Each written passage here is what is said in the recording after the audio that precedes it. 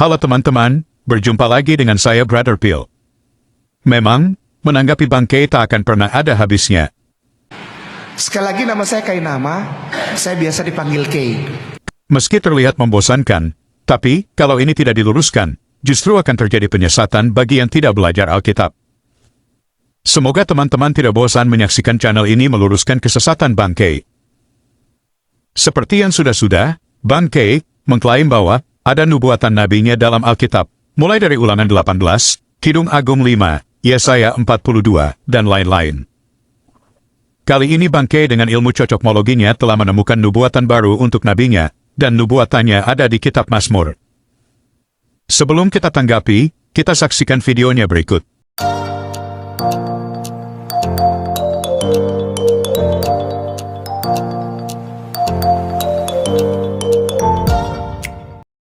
Mazmur 57 nomor 2.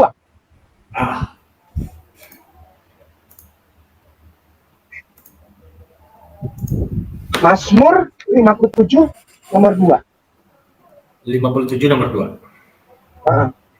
Mazmur 57 nomor 2. Oke. Aku berseru kepada Allah yang maha tinggi, kepada Allah yang menyelesaikannya bagiku. Sudah di screenshot pemirsa? Ustadz Aditya, tanda panah kuning 2 ke kanan, jadi 3 geser. Yakin? Silakan. Oke.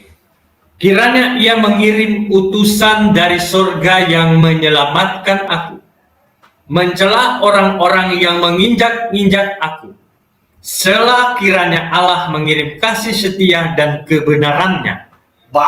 Syukran. Pemirsa di screenshot. Screenshot 1, 2, 3, 4, 5. Screenshot sudah.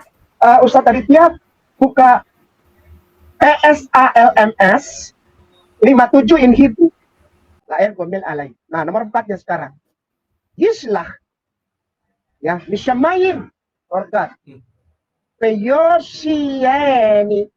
Yosia. Siapa itu Yosia? Ya. Lalu bawahnya. Heref Soefi Selah. Itu yang tadi dibaca sama Ade Aryas. Selah. Selah itu tidak ada artinya. Jadi kepada YouTuber Kristen. Nah, ini untuk YouTuber Kristen. Yang suka hujat-hujat Islam. Bilang katanya alif lam mim tidak ada artinya. Kau punya Selah juga tidak ada artinya itu. Selah. Geser Ustaz sih, geser. Geser ke sebelahnya. Itu Selah tuh. Setelahnya. Nah itu. Itu sampai sekarang tidak ada artinya. YouTuber Kristen. Selah tidak ada artinya. Bilang alif lam mim tidak ada artinya. Itu Selah tidak ada artinya. Selah. Oke ya, bawahnya lagi. Yislah Elohim. Hasedo. Fa. Emito. Emito. Sudah? Sudah ya? Emito. Oke. Sudah di screenshot pemirsa ya, nomor 4-nya. Kita kembali ke sabda. Oke. Nah, kiranya ia mengirim utusan. Kiranya, ini permohonan. Permohonan ya. Kiranya ia mengirim utusan. Siapa utusannya?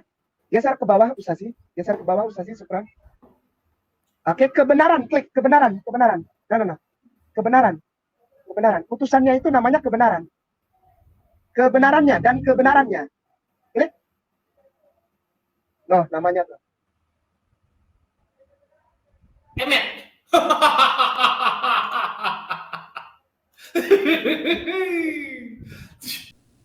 Kita sudah saksikan bersama, bagaimana bangkai mengutip Mazmur 57 ayat 3.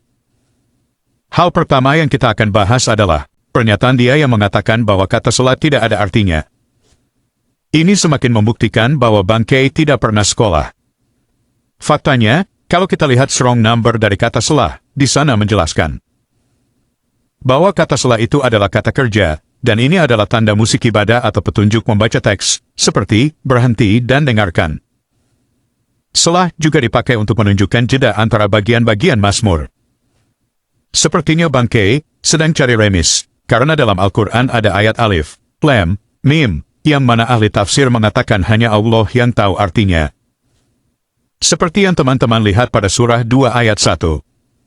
Menurut tafsiran Al-Jalalain, alif, lam, mim, Allah yang lebih mengetahui akan maksudnya. Pada video tadi dia juga mengklaim bahwa yang diminta oleh Raja Daud untuk menolong dia adalah Muhammad.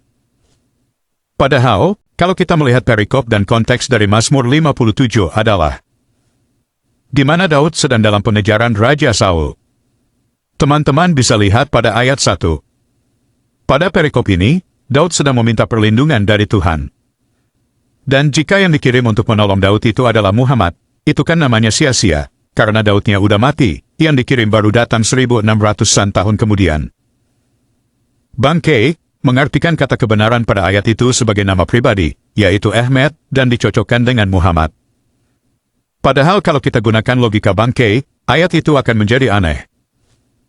Mazmur 57 ayat 3. Kiranya ia mengirim utusan dari sorga dan menyelamatkan aku, mencela orang-orang yang menginjak-injak aku.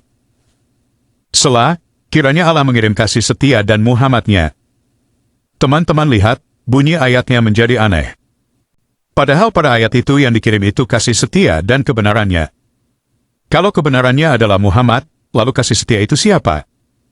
Apakah kasih setianya itu atau dalam bahasa Ibraninya Hesed adalah nama orang juga? Coba teman-teman perhatikan, pada ayat 10, kata Ahmed juga muncul di sana. Jika semua kata Ahmed diartikan sebagai nama Muhammad, artinya bunyi Mazmur 57 ayat 10 akan jadi demikian. Sebab kasih setiamu besar sampai ke langit, dan Muhammadmu sampai ke awan-awan. Jika semua kata Ahmed dalam Alkitab sebenarnya nama Muhammad, maka akan terjadi kekacauan pada arti dari setiap ayat. Baru 2 ayat tadi saja sudah kacau, bagaimana kalau semua ayat yang ada kata Ahmednya kita ganti dengan nama Muhammad? Oke teman-teman, demikian tanggapan kita terhadap ilmu cocokmologi Bangkei. Terima kasih untuk dukungan teman-teman, Tuhan Yesus memberkati. Sekali lagi nama saya Kainama, saya biasa dipanggil Kay. Yo, yo, yo, bro, pill in the house. Yo, yo, yo, bro, pill in the house.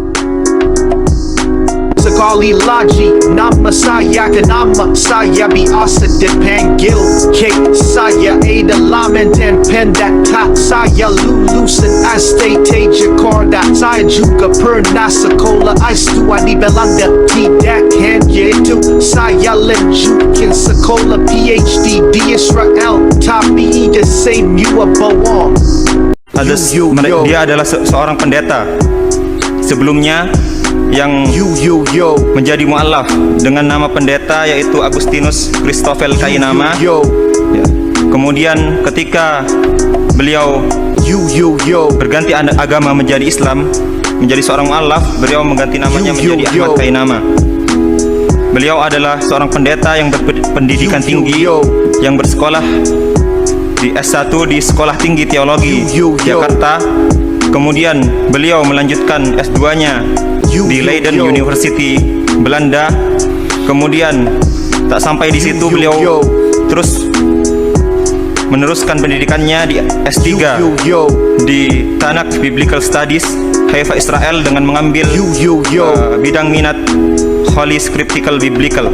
Sekali lagi nama saya Kenama saya biasa dipanggil K. Saya adalah mantan pendeta. Saya lulusan STT Jakarta. Saya juga pernah sekolah S2 di Belanda. Tidak hanya itu, saya lanjutkan sekolah PhD di Israel. Tapi the same you are bohong.